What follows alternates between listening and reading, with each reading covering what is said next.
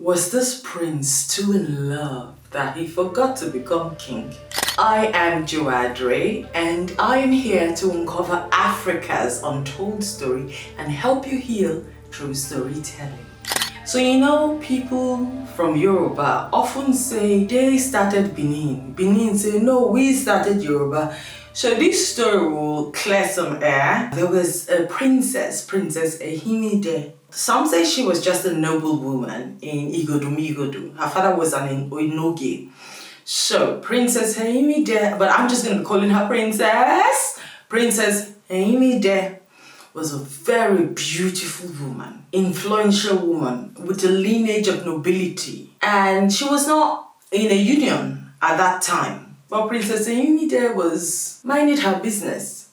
Meanwhile, in Igodu, that's the first dynasty, I talked about that in previous episodes. If you've not watched it, go and watch my YouTube videos about the founding of the Benin Empire. So Igodu was going through a very tough time. This was just at the time where Evian, the courageous Osoga conqueror, I also did a video on that, was the preliminary government, like ruling with the chiefs. And when Evian was old, Evian wanted his son, or his son wanted to take over and rule and just start, form a new lineage, right? But the people of Igodu did not want that. I will now start calling from this moment on Igodu Benin. The people of Benin did not want that. So what they did was to do what many kingdoms at this time used to do. They sent a request to the neighboring kingdom, a Yoruba kingdom,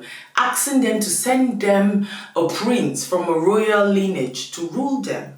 So when the Yorubas received this request from the Edo kings, now the Yorubas were like, these Edo people that are having trouble, they just banished their king. The king they banished, Giso Owodo, sent his son Ekaladera on exile. Now they had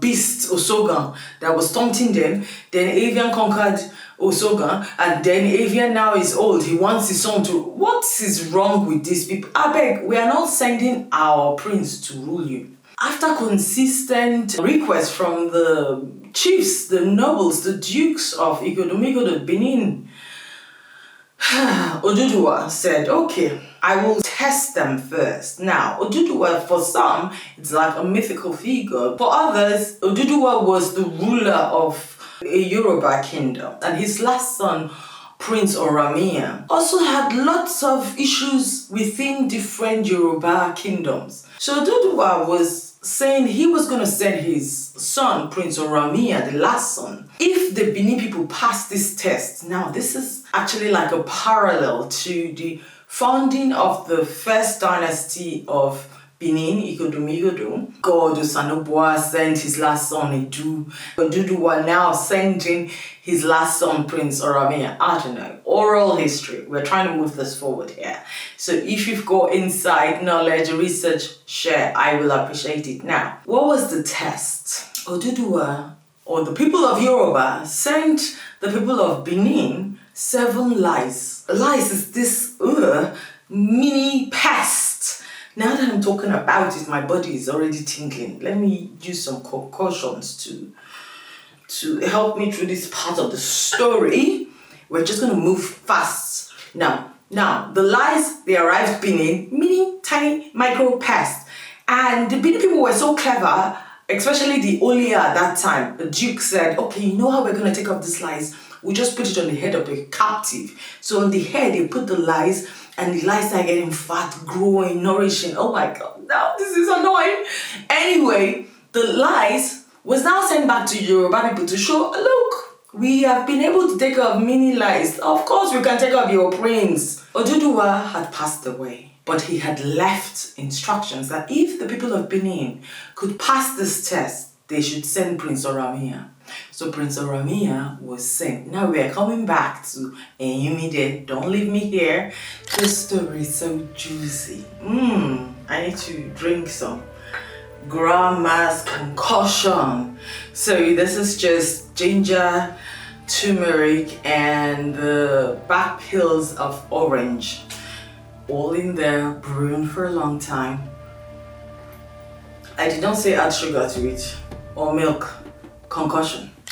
Oranmiyan embarked on his journey to Benin, but his journey was so challenging. Oh, he had issues on the way, but he didn't go alone. He went with courtiers, escort, warriors, and he went with Ogefa. Ogefa is the native doctor, his special right-hand person that will be like, oh my God, I'm going to pray, talk to the ancestors and see how is this journey, how is this person, yeah, Ogefa escorted him. But it was a long journey. They had quarrels and issues on the road, even with the ferryman. I remember when he was about to get to Benin, there were issues with Ogiame. Ogiame is the son of Evian, the courageous Osunga conqueror. Because Ogiame wanted to become the next king. But the Benin nobles didn't want that. So they were so excited, happy that Prince Oranmiyan is coming. So they built a palace for him. He decided to stay at the outskirts of Benin. I beg, let me be watching these people from a distance. Do you get? Meanwhile, while Prince Oranmiyan is studying the Benin people, his attention was somewhere else as well. He fell in love with a beautiful Edo princess, Princess Ehimide. Now, probably he was so in love, this prince was so in love, that he forgot to become king, or he didn't want to become king. I don't know, oral history, but he was so in love with Princess Ehimide. And after spending time in Benin, he realized the conflict within the nobles, the royal house, the people, the different groups. Like, he was like, I can't rule you. I'm going to step back. I'm going to help in the formation of the second dynasty, but I can't be your king. Maybe he was in love. You know, sometimes when you're in love, you just make some irrational decisions. Anyway, he showed true leadership. And this is something, you know, when I was researching on this story, that caught my attention. There were so many values and virtues that Oranmiyan showed in his story, like humility, wisdom, respect, integrity, peace, a visionary leader, because he knew when to step back. He knew that him imposing his authority, because he had authority being a prince from a neighboring kingdom and being requested by the nobles, he had the authority to impose himself, but he did not, because he said it. Well, I was not there, oral history. He was like the vexation in Benin and the way the things are. Only someone born into that land that can understand the people. So he even saw himself as an outsider, even though the cultures are very similar, but he understood the intricate nuances in this culture, diversity. So he was like, no, I'm not going to rule. I will help in the formation. By the way, I'm in love with a princess. And their union brought about the prince, a son called Prince Eweka. And as history goes, Prince Eweka was now the first Oba of the second Benin dynasty. So that's why the Yorubas are like, oh, we founded Benin. No, there was Benin before, called Igodomigodo. Yes, you were instrumental in the formation of the second dynasty, and it was your father who was the father of the first Oba. Oranmiyan was never an Oba. Oranmiyan had other issues to take care of. He was like, I'm going back to Ife. But he didn't just want to leave. Maybe he was still so in love, but he wanted his son to grow up to become the king, the ruler, the Oba. So he left Ogefa, that his spiritual right-hand person, the native doctor. He left Ogefa behind, entrusting his son in the hands of the dukes, the Benin dukes, of course, the mother, Princess Ehimide, and Ogefa.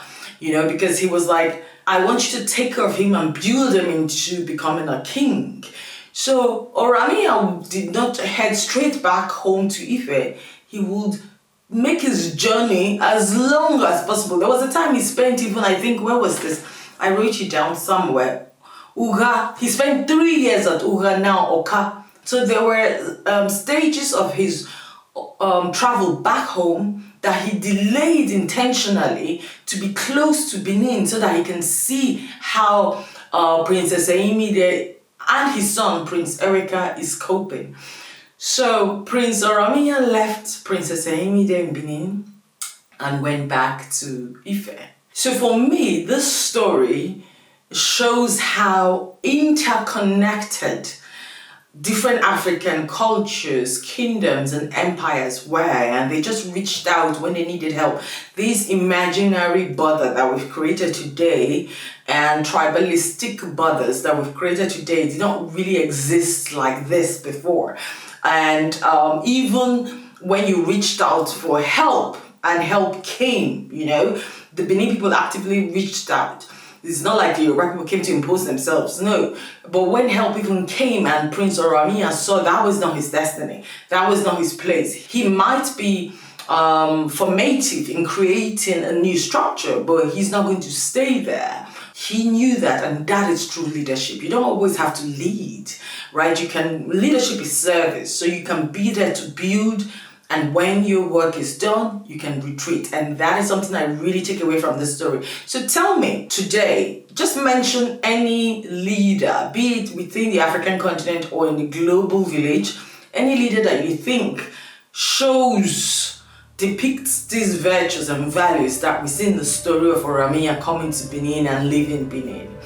That was it, this session. Look forward. Next week, there's going to be another juicy African untold story. I uncover Africa's untold stories and help you heal through storytelling. Bye.